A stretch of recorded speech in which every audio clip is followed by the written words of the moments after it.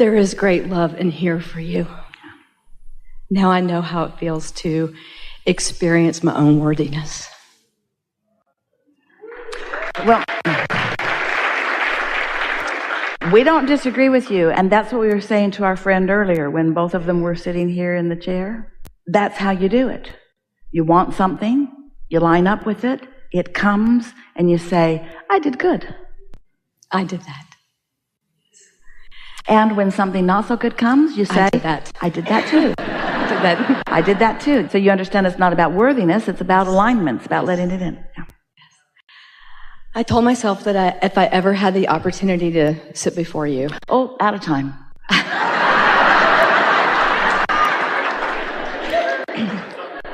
That I would want to thank infinite intelligence for the gift of what animals mean to me. I'm in the pet industry, and I've been very involved with dogs and cats all my life and in rescue. And infinite intelligence has something that it has always wanted to say to you if it had ever had the opportunity. Okay, great.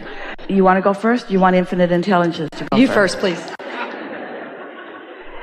Everything's working out exactly as it is intended, and there is nothing going wrong.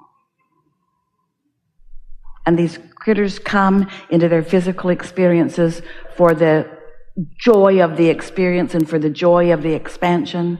And infinite intelligence doesn't want you to suffer on behalf of any of them, because not one of them would ask that from you. You misunderstand them when you suffer. They don't pay too much attention to it, but Thank you. I really was going to talk about the joy that they bring to my life, but since you brought up suffering. Yeah. Yeah. But last night I was thinking about the suffering. Yeah, really? So one time Esther was walking back in the corridor of the hotel, and it was an event that they were live streaming, and she'd left her microphone on, and she was talking to a friend as they were walking through the hallways, and she had her phone with her, and Tracy, her daughter, texted her and said, Mom, your mic's on. And Esther laughed because she thought, who knows what we were talking about. The milk was spilled over there, and there was something over there, and they were having a good time.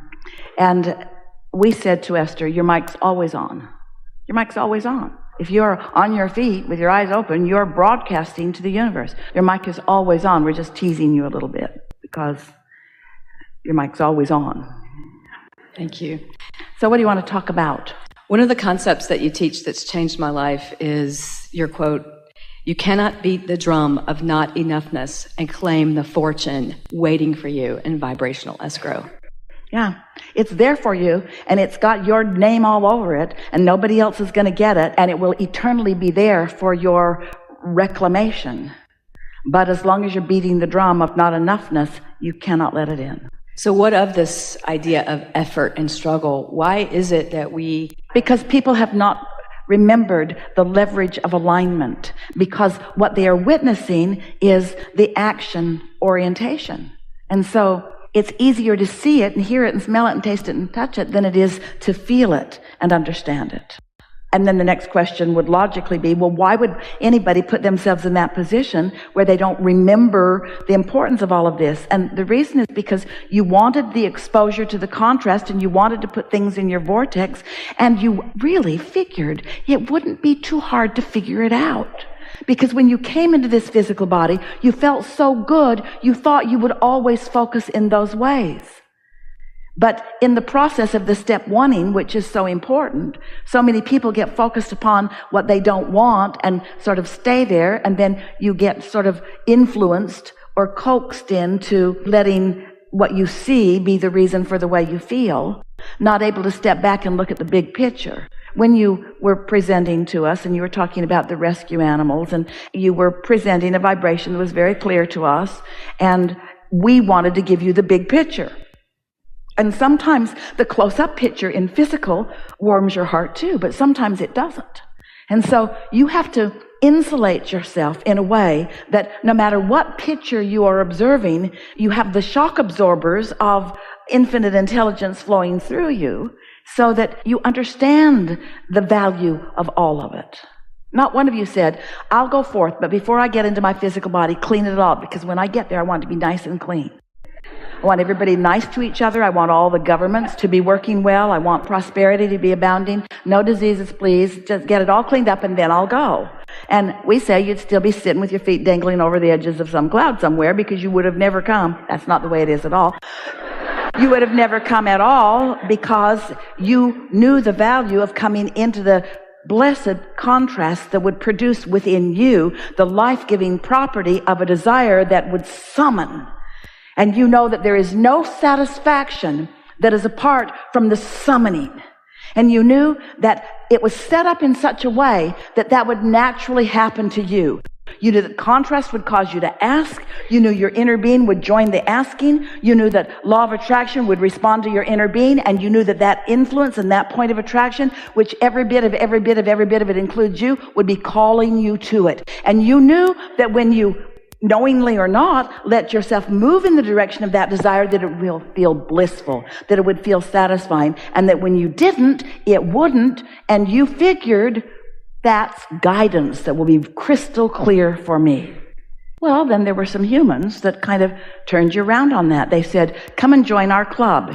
It's a religious club. You'll like it. Come and join it, and these are the rules. Can't do those things and must do these things. So you say, oh, looks fun, let me in. So in you go. Sarcasm from source is weird, isn't it? So in you go, and then you see some people thriving who aren't keeping the rules, and other people suffering who are. And you begin to ask the logical question, hey, what's going on? I'm keeping the rules, but they aren't. They're thriving, I'm not. Oh, they told you. Well, you can't tell while you're still in your body on earth. You have to wait until the afterlife when you will be rewarded or punished for your behavior. And so then you lost your guidance system. How do I know? That means this stuff that feels good is bad, and this stuff that feels bad is good. We're not kidding you. That's how it happened. So I want to be good. I want so to be good, so I will suffer. It was an easy setup, wasn't it? And you know what's behind that? There was no sinister plot. The reason for that is simple. It'd be easy for you to hear this. It's easier for people to look at you right there in all of your realness and ask for your approval. It's easier to believe what is already manifested than to have the faith in what's still coming. And so it's like a thing that just kept eating itself, so to speak. The more you relied on the physical, the more the physical let you down, because it was never meant to be the resource. It was meant to be the bouncing off place. But humans made it the everything. They began pigeonholing it and cataloging it and calling it right and wrong and passing it on from generation to generation, then fighting with each other over their perspective of what the right and wrong even was. It isn't even possible to sort out rightness from wrongness on a collective basis. It is only possible to sort out the wanted from the unwanted. What's in the vortex, and am I moving toward it or not? It is not possible for one person to ever accurately understand what anybody else's point of attraction even is. But because they're so vivid and they're so real, and you can see them and hear and smell and taste them and touch them, you want their approval. You want them to understand you. You want to be understood by them, and you're willing to conform until you are understood. And what happens with so many, we're going to say something very powerful and profound, and for the first time, for most people, being understood by someone simply means I will accomplish the same vibration that you've got going on. So we'll be so much on the same wavelength, we'll get each other. And since you're not thriving, then I won't either. And since you're not nice, I won't be either. And since you are judgmental, then I will be too. And since you have hatred in your heart, then I will too. And the further you got from who you were, who you really are, the less equipped you were to find your own alignment. Oh, but then your inner being still guided you toward it. Things kept happening. An animal would come into your experience. All kinds of things would happen. And you'd have these glimpses of joy and glimpses of connection and glimpses of freedom and these respites of knowing who you are, that refreshing, satisfying moments of connection, just kind of accidentally stumbling into them sometimes. Many of you had the good fortune of that being fostered in you by those who had figured it out before you got there. But most of you really wanted to figure it out on your own because words don't teach. And so most of you were willing to have some of those kinds of experiences until you say, wait a minute. I know I am a joyful being. I prefer to be joyful than sad. And I prefer to love than hate. And so once that comes around, then you're ready for someone like us to sort of explain to you how it works. Yes? Yes.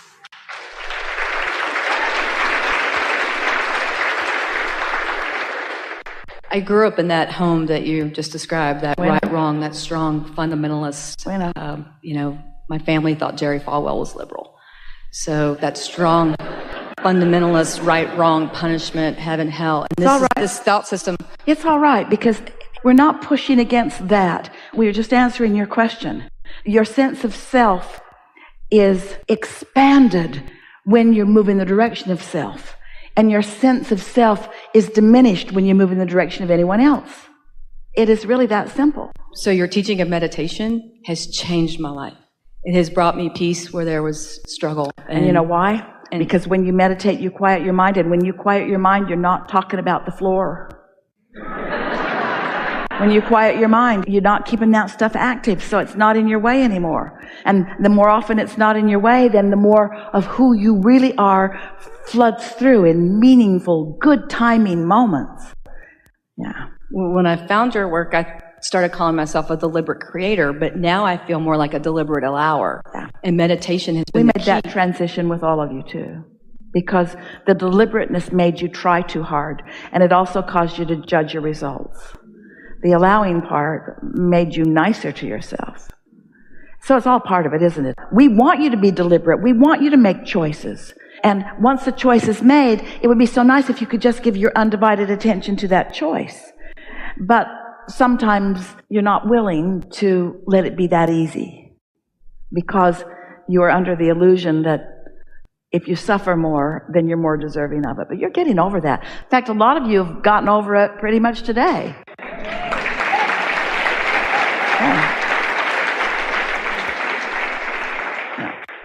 I really do feel for the first time in my life that I can honestly and authentically say this to me, that everything is really working out for me. And I feel it. And it feels so good. Thank you. Yeah, that's the way it is. Yeah, really good conversation.